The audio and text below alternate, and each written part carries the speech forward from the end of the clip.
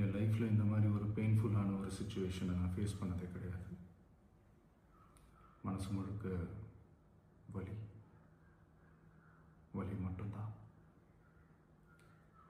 இந்த சுற்றுப்பயணத்தில் என்னென்ன மக்கள் பார்க்க வராங்க, அதுக்கு ஒரே ஒரு காரணம் தான், அவங்க என் மேலே வச்சிருக்கிற அன்பும் பாசமும்.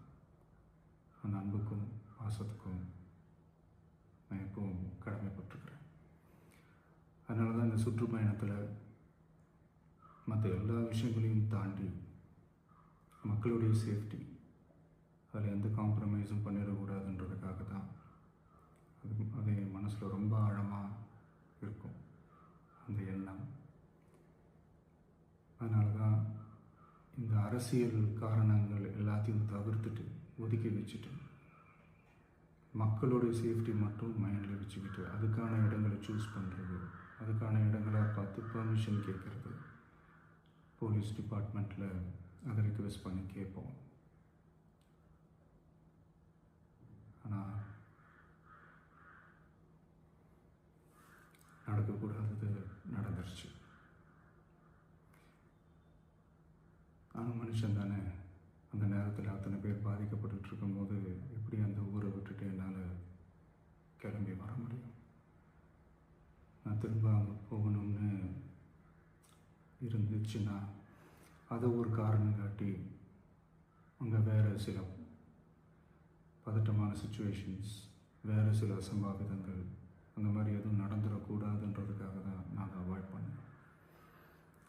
இந்த நேரத்தில் சொந்தங்களை இழந்து தவிக்கிற அத்தனை குடும்பங்களுக்கும் என்னுடைய ஆழ்ந்த இரங்கலை தெரிவிச்சுக்கிறேன். எனக்கு தெரியும், என்ன சொன்னாலும் இது ஈடையாகாதுன்னு எனக்கு தெரியும். ஹாஸ்பிட்டலில் ட்ரீட் பண்ணிகிட்ருக்கிற எல்லாருமே சீக்கிரமாக க்யூர் ஆகி வரணுன்றதை இந்த நேரத்தில் நான் வேண்டிக்கிறேன். கூடிய சீக்கிரமே உங்கள் எல்லாரையும் நான் சந்திக்கிறேன். இந்த நேரத்தில் எங்களுடைய வலிகளை, எங்களுடைய நிலைமையை புரிஞ்சுக்கிட்டு எங்களுக்காக பேசின அரசியல் கட்சிகளை சார்ந்த நண்பர்கள், தலைவர்கள் அனைவருக்கும் என்னுடைய நன்றியை தெரிவிச்சுக்கிறேன்.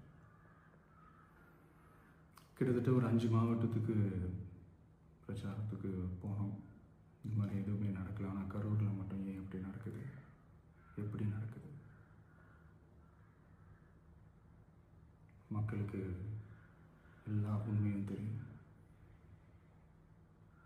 மக்கள் எல்லாத்தையும் பார்த்துக்கிட்டு இருக்கிறாங்க.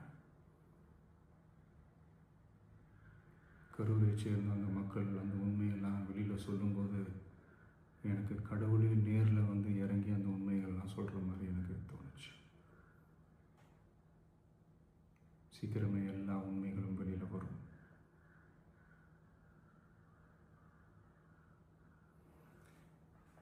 எங்களுக்கு தரப்பட்ட இடத்துல நாங்கள் போய் அந்த அந்த ஸ்பாட்டில் நின்று நாங்கள் பேசிட்டு வந்தோம். அதை தாண்டி எந்த தவறும் எங்கள் சைடில் நாங்கள் எதுவுமே செய்யலை. பட் இருந்தாலும் எங்கள் கட்சியை சேர்ந்த நிர்வாகிகள், தோழர்கள் மேலே எஃப்ஐஆர், அது மட்டும் இல்லை சோஷியல் மீடியாவை சேர்ந்த நண்பர்கள், தோழர்கள் அவங்க மேலே எஃப்ஐஆர்லாம் போட்டு இப்போ பிடிச்சிக்கிட்டு இருக்கிறாங்க.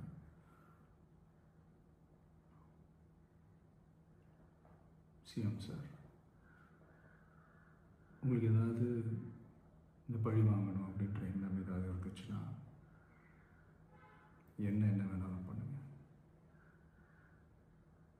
அவங்க மேலே கை வைக்காதீங்க. நான் ஒன்று வீட்டில் இருப்பேன், இல்லை நான் ஆஃபீஸில் இருப்பேன். என்ன வேணாலும் செய்யுங்க. நண்பர்களே, தோழர்களே, நம்மளுடைய அரசியல் பயணம் இன்னும் ஸ்ட்ராங்காக, இன்னும் தைரியத்தோட